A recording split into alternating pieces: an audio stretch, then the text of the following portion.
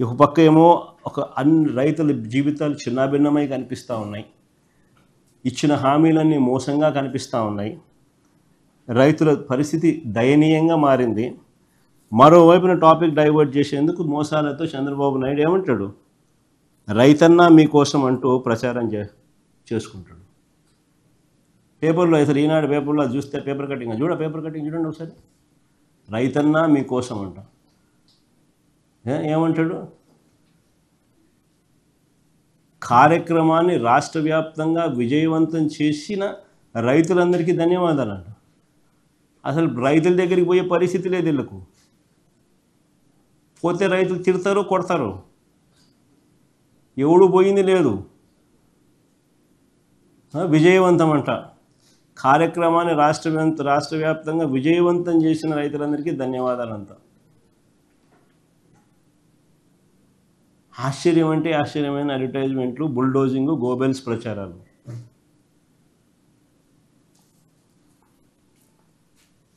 అసలు చంద్రబాబు నాయుడు అనే వ్యక్తి రైతుల కోసం కనీసం ఏనాడన్నా నిలబడ్డాడా అని అడుగుతాను.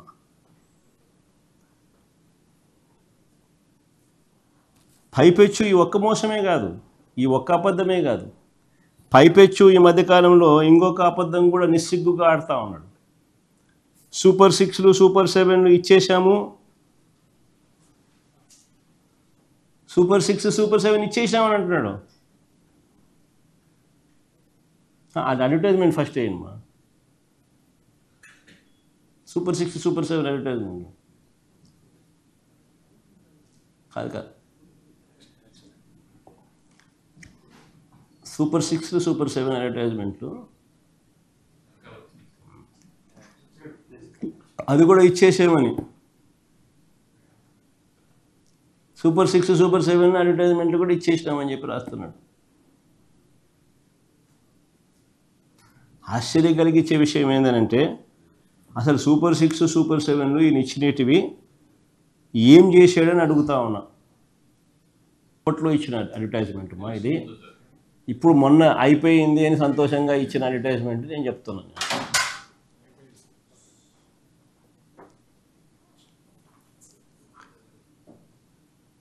ఆశ్చర్యం కలిగించే విషయం ఇది సూపర్ 6 అడ్వర్టైజ్, ఇది సూపర్ 6 సూపర్ 7 ఆయన చెప్పినవి.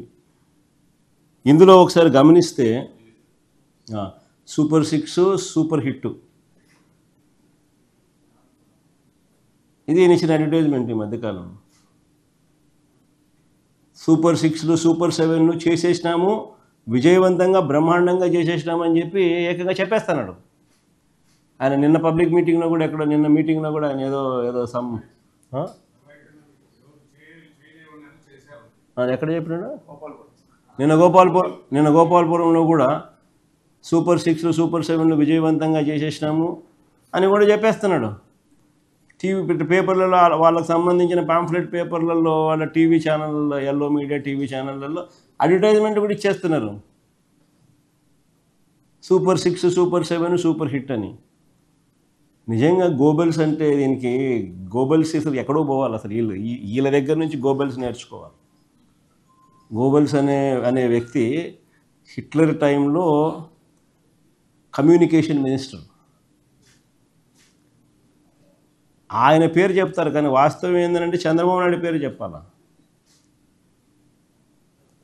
ఈయన చంద్రబాబు నాయుడు గోబెల్స్కి టీచర్, మెంటార్.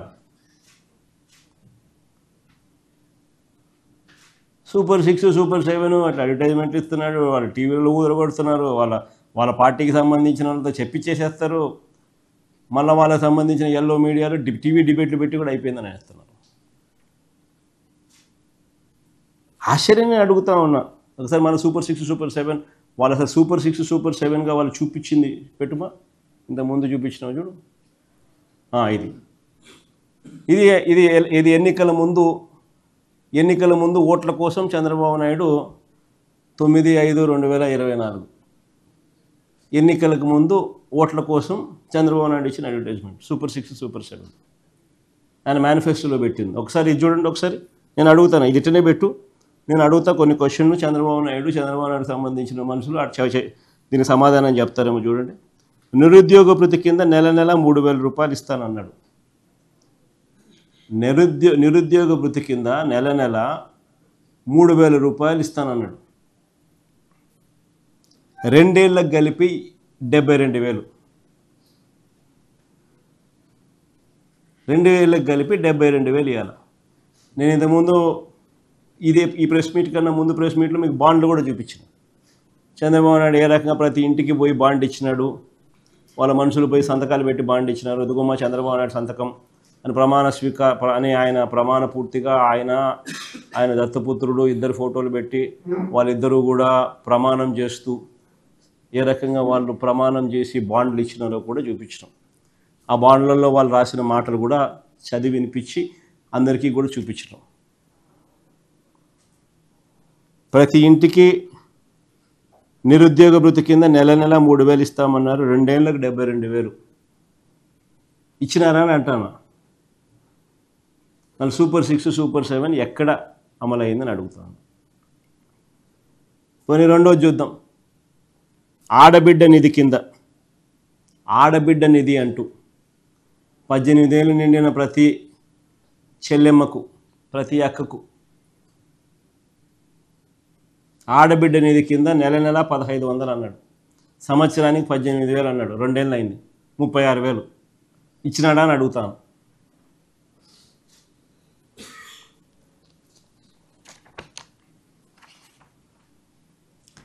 పోనీ 50 ఏళ్ళకి పెన్షన్ అన్నాడు. అది కింద చూడండి, బీసీ, ఎస్సీ, ఎస్టీ, ముస్లిం మైనారిటీలకు 50 ఏళ్ళకి పెన్షన్. అలా సూపర్ 6, సూపర్ 7 హామీలు అయ్యి నెలకు 4,000 చొప్పున, ఏడాదికి 48,000, 2 ఏళ్ళకి కలిపి 96,000. మళ్ళీ ఇచ్చినాడా అంటున్నా. మళ్ళీ ఎవరికి ఇచ్చినాడా అని అంటాం.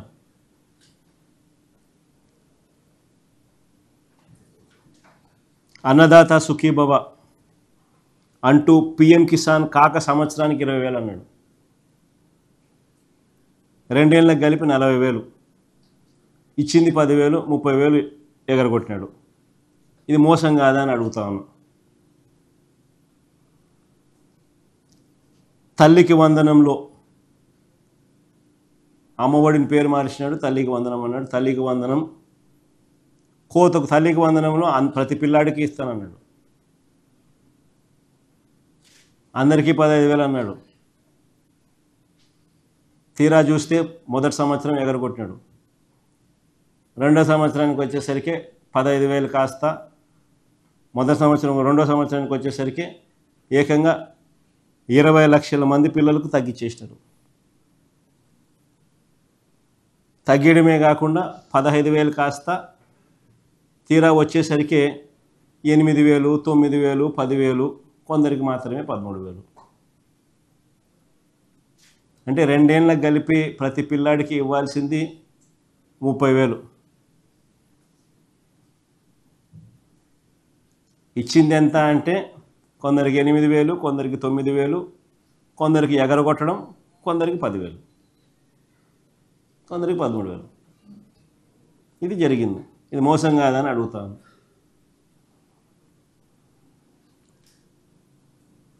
ఏడాదికి 3 సిలిండర్లు అన్నాడు. 2 ఏళ్ళకి కలిపి 6 సిలిండర్లు. ఇచ్చింది ఎంత అంటే 2 సిలిండర్లు. అది కూడా అందరికీ ఇవ్వాలి.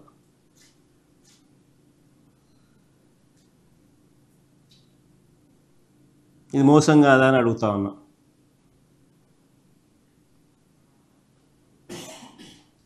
ఉచిత బస్సు ప్రయాణం అంటాడు. ఎక్కడికైనా పోవచ్చు, ఏ బస్సు అయినా ఎక్కొచ్చు అన్నాడు ఎన్నికలప్పుడు. తీరా ఇప్పుడు చూస్తే కొన్ని బస్సులకే, అది కొంతమందికే అని ఇప్పుడు కొత్త కొత్త రూల్స్తో పెడతా ఉన్నాడు. మోసం కాదని అడుగుతా ఉన్నాను. మరి ఇన్ని 420 చేష్టలు చేస్తూ ఉన్నాడు. మరి చీటింగ్ కేసు పెట్టి మీద బొక్కలో వేయాల్సింది కాదా? అసలు వీళ్ళు ముగ్గురిని బొక్కలో వేయాలటని చీటింగ్ కేసు పెట్టి. ఫ్రాడ్ కాదా ఇది? ఇదే వేరే వాడు ఎవడన్నా చేస్తే, ఏదన్నా చిట్ ఫండ్ నడిపేవాడో లేకపోతే ఏదన్నా ఫైనాన్స్ స్కీమ్ నడిపేవాడో ఎవడన్నా ఇట్లాంటి ఫ్రాడ్లు చేస్తే కన్నా ఏం చేసిందరు? జైల్లో పెట్టిందరు కదా. వీళ్ళు కాబట్టి ఈనాడు రాయడు, ఆంధ్రజ్యోతి చూపదు, TV5 అంతగా పట్టించుకోదు. అంతా ఇల్లే గజ దొంగల ముఠ, దోచుకోవడాలు, పంచుకోవడాలు, తినుకోవడాలు అంతా ఇల్లే. ఎవడు రాయడు, ఎవడు చూపుడు, ఎవడు మాట్లాడు.